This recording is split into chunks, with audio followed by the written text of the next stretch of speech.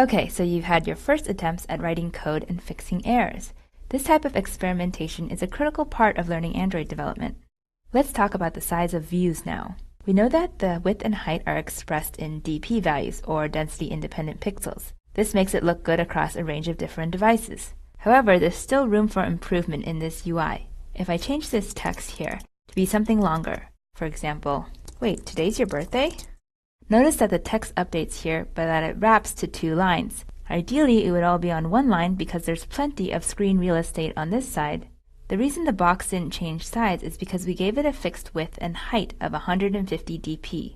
When you set a very specific value for width and height like this is called hard-coding a value.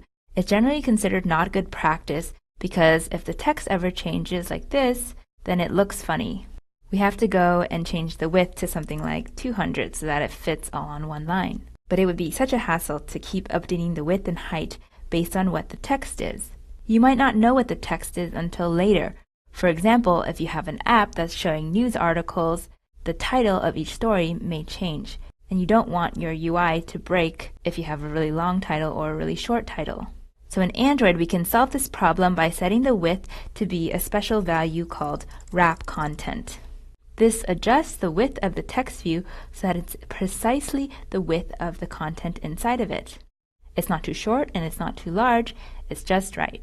Similarly, for height, instead of setting it to 150 dp, we can set it to the special value of wrap content. Then the text view will update so that the size of the text view is only as tall as the text inside of it. Now, setting wrap content for height or width is very powerful because you might have content beside it on the right here, which will now be shifted over because you don't have this excess space in the text view. And similarly, if you have other text views below this, now they can shift up to right below this first text view. Back to the news app example. If this was the story title, you wouldn't want the story description to be all the way down here, 150 dips away. Instead, you'd want the description to be right up under the story title. Zooming back out, let's try a shorter string.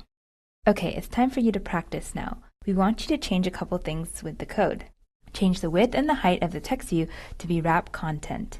Then change the text to be a really long sentence or paragraph so that it displays more than 1 line of text on the device preview.